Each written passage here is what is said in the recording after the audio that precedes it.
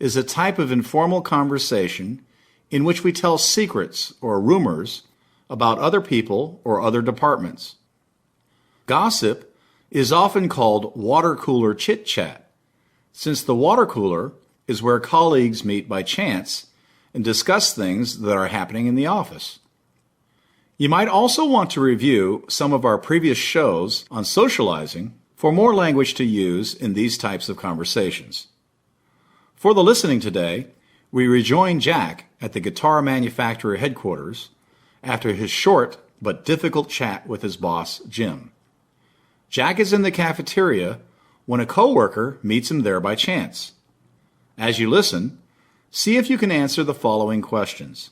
The answers will be posted on our website in a few days. First, what did Francis hear from Joanna? Second, who did Michelle take off with? And third, where does Francis tell Jack she has to go?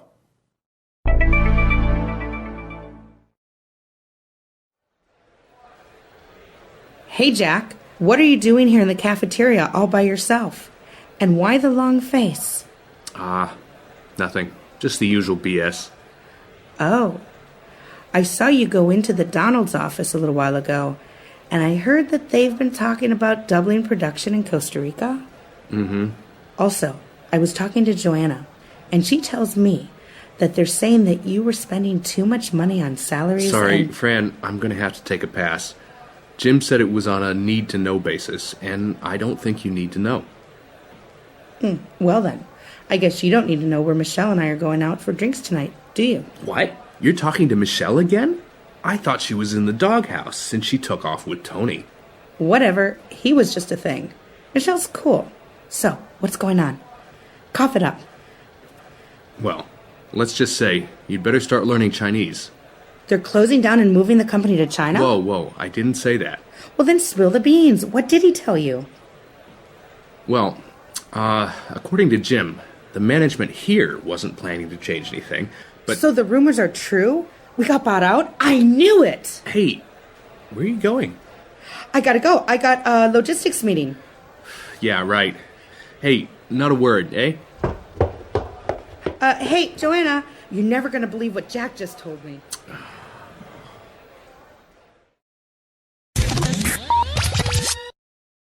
Well, the secret's out now, isn't it? How many people will Francis tell? We'll have to see in the next episode. But let's look at the language they used during this informal conversation. Francis and Jack meet in the cafeteria where a lot of water cooler chit-chat happens. So, how does she start the conversation? Hey, Jack, what are you doing here in the cafeteria all by yourself? And why the long face? Nothing. Just the usual BS. Francis uses two very common water cooler phrases to start it off. Instead of saying, "Hi, Jack," she says, "Hey, Jack," which is more familiar, and then, "What's going on?" This is usually understood as a conversation starter and not as a serious question. The usual answer is "not much" or "nothing much," and then, "How about you?" Here are some other standard conversation starters and responses. Hey, what's happening? Same old stuff. Hey, how you doing? Oh, all right. How about you? Hi, Laura. Have you been? Oh, can't complain. How you been? However, in this case, Francis notices that Jack is alone and has a long face, which means an unhappy expression on his face. A sad face is longer than a happy smiling face. So, she starts probing to find out if there is an interesting story behind his sad face. However, Jack gives a "not much" type of answer to her question and adds that there is just the normal BS, which is a street slang word for rubbish or garbage. But Fran keeps trying. Oh, I saw you go into the Donald's office a little while ago, and I heard that they've been talking about doubling production in Costa Rica. The Donald is a slang reference to Donald Trump, who is famous around the world for being a very difficult boss. So, Difficult bosses are often called the Donald by their employees. Frances is trying to get Jack to confirm or deny a rumor she has just heard. A rumor is a piece of unofficial information which is spread informally and which may or may not be true. In rumors, we often use reported speech, which is how we tell people things that other people have said. Here are some other ways to introduce reported speech. Somebody told me that you were the new department manager. HR said that the project would be canceled. Erica tells me that we're going to have to work weekends. Notice that when we report what someone has said, the verb tenses often change. Present simple changes to past simple. Present perfect changes to past perfect. Past simple changes to past perfect. And will changes to would. Here are examples of these changes. In each case, you'll hear a person making a statement, and then you'll hear another person reporting this statement. They are at the restaurant. He said they were at the restaurant. They have finished lunch. He said they had finished lunch. They found a taxi. He said they found a taxi. They'll be here in an hour. He said they would be here in an hour. We can start the meeting. He said we could start the meeting. We may finish late. She said we might finish late. Note the other changes, such as can changes to could, and may changes to might. Now let's return to the listening. Frances has been probing, but Jack continues to tell her nothing. Spending too much money on salaries. Sorry, Fran, I'm going to have to take a pass. Jim said it was on a need-to-know basis, and I don't think you need to know. To take a pass is to politely tell someone that you're not going to say anything or participate in something. And he explains that it's on a need-to-know basis, that is, a secret that only certain people need to know. But she then puts a bit of personal pressure on him, since she knows that he wants to be more than just her colleague. Well then, I guess you don't need to know where Michelle and I are going out for drinks tonight, do you? What? You're talking to Michelle again? I thought she was in the doghouse since she took off with Tony. Whatever, he was just a thing. Michelle's cool. So, what's going on? Cough it up. To be in the doghouse is to be in big trouble with a friend or a spouse. A doghouse is a little box outside where the dog sleeps, and where husbands often have to sleep when their wives throw them out of the house. Jack thought that Michelle was in the doghouse because she took off with or ran away with Frances's boyfriend. However, she answers that the boyfriend was just a thing, meaning a temporary relationship, and that Michelle was a cool or fun person. She then demands that he cough it up, meaning tell her everything. Here are some other ways to ask someone to tell you some gossip. Come on, spill the beans. Hey, what's the scoop? So, what's the story? Now, Jack tries to be clever. He tries to tell her just a little bit of the truth, just enough that she'll invite him to go have drinks after work. Well, let's just say you'd better start learning Chinese. He says, let's just say, which means he's giving just a part of some information. Here are some other ways to introduce just a little bit of information or a summary. The bottom line is that I would say that. The gist of it is, what I can say is, but Frances is a little more clever and understands some of what he's hinting at. To hint at is to give a little piece of information about a secret subject. They're closing down and moving the company to China? whoa, I didn't say that. Now, he's told her much more than what he wanted to, and wants to deny that he said anything, but it's too late. She probes once more, and Jack again makes the same mistake. Well, then spill the beans. What did he tell you? Well, according to Jim, the management here wasn't planning to change anything, but... So the rumors are true? We got bought out? I knew it!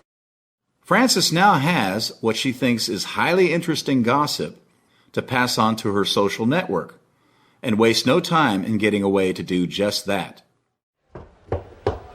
Hey, Joanna, you're never going to believe what Jack just told me. When she tells Joanna that she will never believe what Jack has said, she means that she has amazing news. Here are some other ways to introduce highly interesting or important news. Guess what I just heard? Did you hear about... This is unbelievable, but... You won't believe this, but...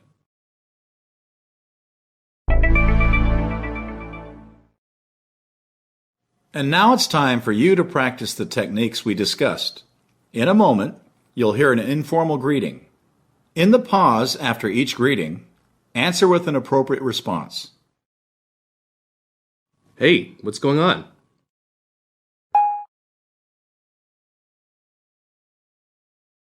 Hi, how you doing?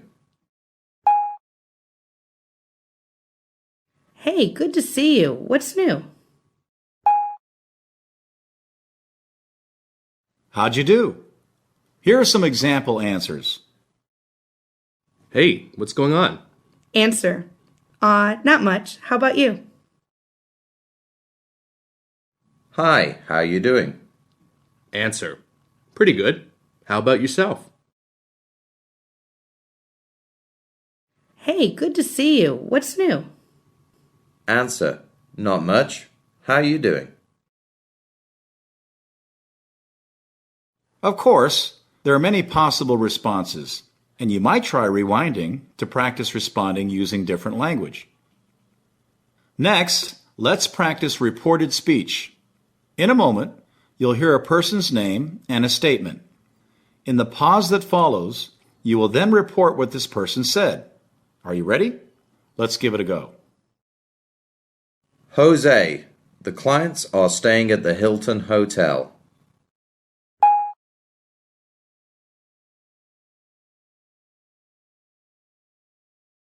Natasha, the shipping department spent too much money.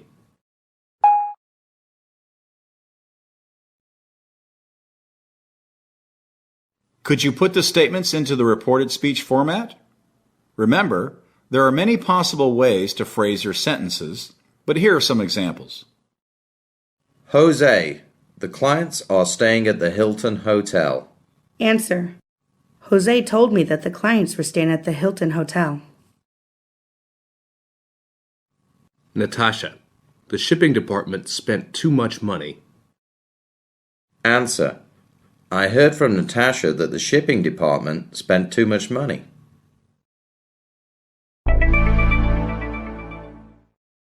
And that about covers it for today's show.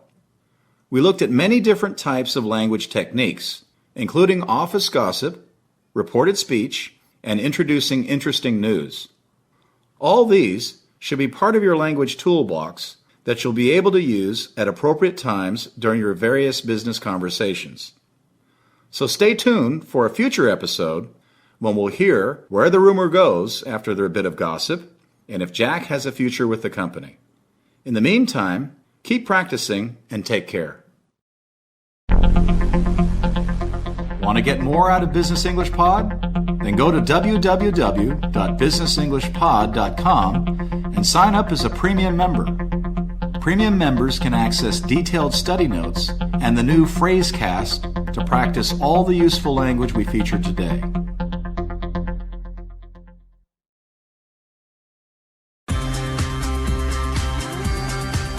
You're listening to Business English Pod, the business English podcast for professionals on the move.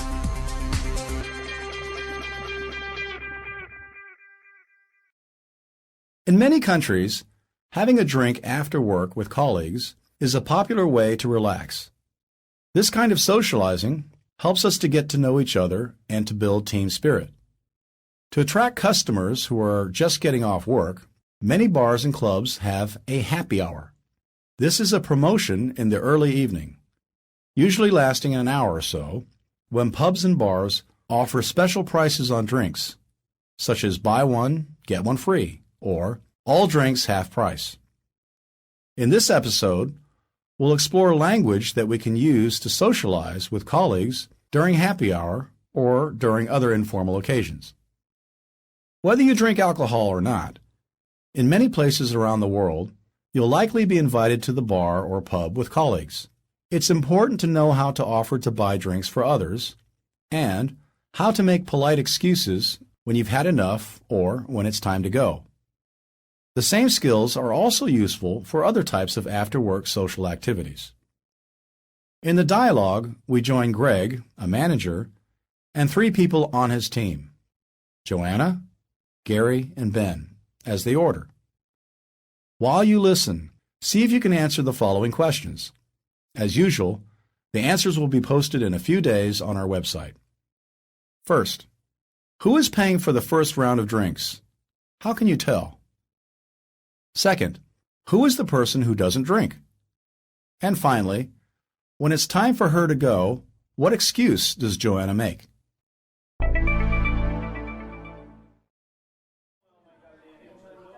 Hi, what can I get for you folks?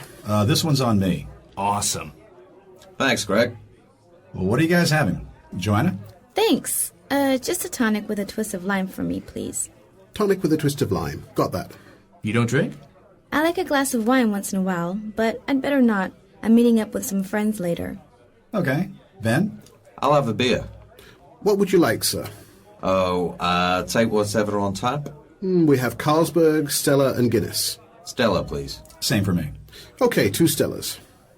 Gary, what would you like? I'd like a pina colada. A pina colada? You've got to be kidding me. Look, mister, just because you don't appreciate a real cocktail doesn't mean I can't order one. You got that? Yep, 2 Stellas, a tonic, 1 pina colada. Coming right up. One more pina colada, please. Those are delicious. Yeah, easy there, Captain. That's your 5th. Yeah. Loosen up, boss. It's Friday. So, as I was saying, Joe, after I left the Army, I spent 6 years in Central America Gary? working in the oil industry, which is where I... Gary? Yes? Sorry to interrupt you. Really, it's fascinating, but I'll have to hear about it another time. I've got to meet my friends. Thanks, Greg. Guys, see you later. Okay, cheers. Cheers. See you later. See ya. Wow, partner. Kind of looks like you struck out there. What are you talking about? Where's that pina colada?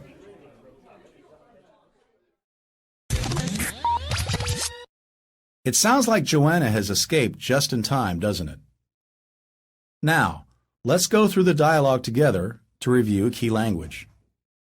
How does the dialogue begin? The bartender and Greg ask what everybody would like to order.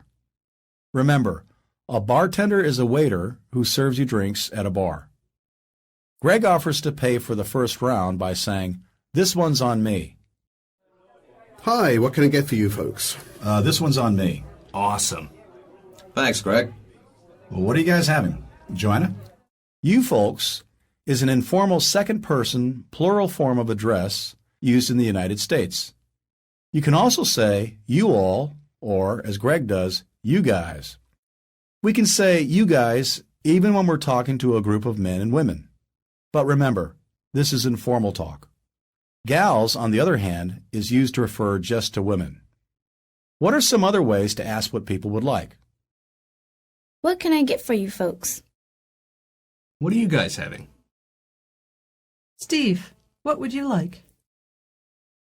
What are you having? What would you like? This one's on me. I'm getting this. What would you like?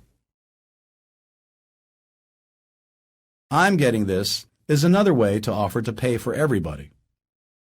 What happens next in the dialogue? Thanks. Just a tonic with a twist of lime for me, please. Tonic with a twist of lime. Got that. A twist of lime means just a few drops of lime juice. Joanna is ordering a non-alcoholic drink. You don't drink? I like a glass of wine once in a while, but I'd better not. I'm meeting up with some friends later. Gary has put pressure on Joanna by saying, "You don't drink?" which means, "You don't drink alcohol?" Joanna responds by refusing with a polite excuse. Let's listen to some other ways we can do this. If you don't drink, you can say, "Thank you very much, but I don't drink." If someone puts pressure on you, you might say this. It's very kind of you, but I really must say no. Alcohol doesn't agree with me. If you do drink, there are many excuses you can use. Thanks, that's kind of you, but I'd really better not today. Thanks, but I'd better not because I'm driving tonight.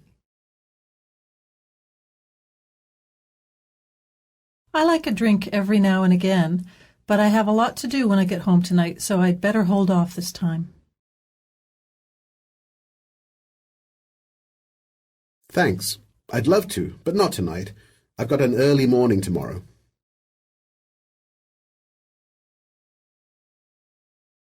What do Ben and Greg order? They both have beers on tap.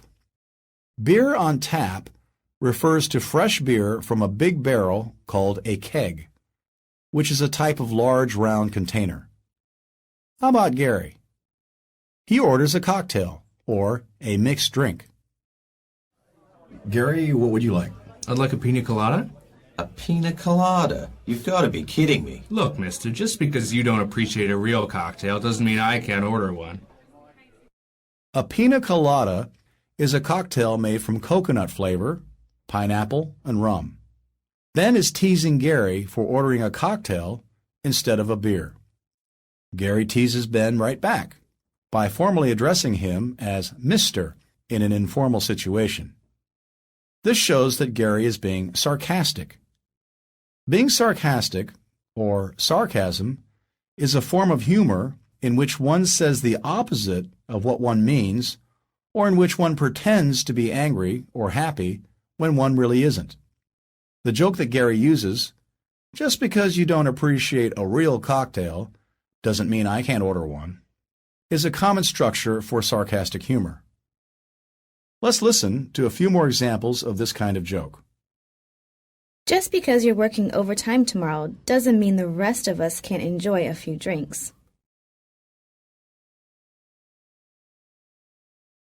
Just because your team never wins a game doesn't mean the rest of us have to feel miserable. Just because you're God's gift to golfing doesn't mean the rest of us can't enjoy a game sometimes. After Gary orders his pina colada, Greg confirms the order with the bartender. You got that?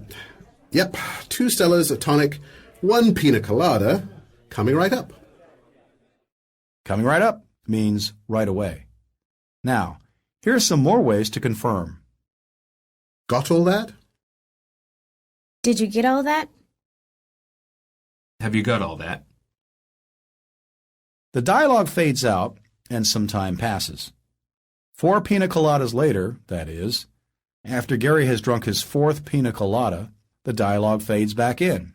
What happens next? One more pina colada, please. Those are delicious. Yeah, easy there, Captain. That's your 5th. Yeah. Loosen up, boss. It's Friday. Greg calls Gary a captain, but since Greg is actually the boss, this is another sarcastic form of address. Easy there means take it easy, that is, slow down. But Gary tells Greg to loosen up. He thinks Greg is being too tight or strict. What happens next? Gary is telling his life story to Joanna. After I left the Army, I spent 6 years in Central America Gary? working in the oil industry, which is where I... Gary! Yes? Sorry to interrupt you. Really, it's fascinating, but I'll have to hear about it another time. I've got to meet my friends. Thanks, Greg. Guys, see you later. Here, Joanna makes a polite excuse to go. Her excuse has 4 parts. First, interrupt. Second, make a positive comment. Third, present the excuse. And finally, say thank you and goodbye. Let's listen to some more examples for each part of this useful structure. First, interrupt if necessary. Sorry, guys. John, sorry to interrupt. Chris, Pat, sorry to butt in here. Then, make a positive comment. It was really great seeing everybody. I really had a great time. It was fun hanging out. To hang out with people means to spend time socially with them. Next, present your excuse. But I've got to get home. I've got an early morning tomorrow. I have to tuck in my kids. I have to pick up my wife at the train station. To tuck in your kids means to put them to bed. To have an early morning means you have to get up early. Finally, remember to thank everyone. Thanks, everyone. Take care. Thanks for a lovely time. Have fun, everybody. Thanks. See you tomorrow. Thanks again for a lovely evening. Hope to see you all soon. Goodbye. Note that Joanna was careful to mention her excuse at the beginning of the evening, so now all she has to do is remind everyone. How does the dialogue finish? Okay, cheers. Cheers. See you later. See ya. Wow, partner. Kind of looks like you struck out there. What are you talking about? Where's that pina colada? Partner is another form of address. It's often used sarcastically. To strike out is a baseball idiom. It means to fail. It's often used to describe the game of romance. Ben is using this idiom to tease Gary for failing to get Joanna's interest. Now it's your turn to practice. Imagine that you joined some friends at the bar for an after-work drink during happy hour. But now it's later, time to go home. According to the cues, make a polite excuse. Remember to follow the 4-part structure.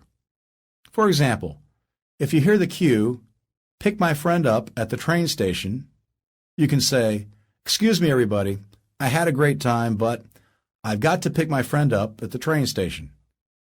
Thanks for a great time. Have fun, everybody. Are you ready? Each time after you've given it a try, you will hear an example answer. Get up early tomorrow morning.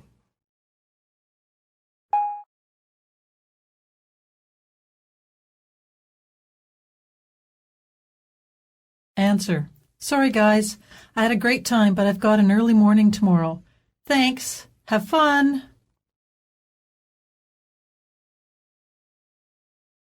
Put kids to bed.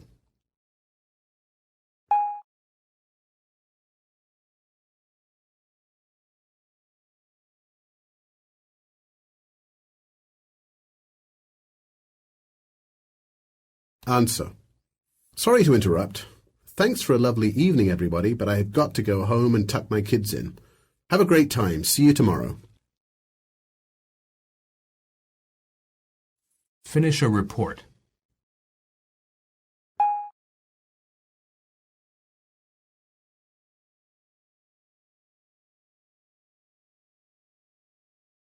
Answer. Sorry to butt in here. It was really great seeing everyone, but I've got to finish a report for tomorrow or the boss is going to kill me. Take care. Bye. How did you do?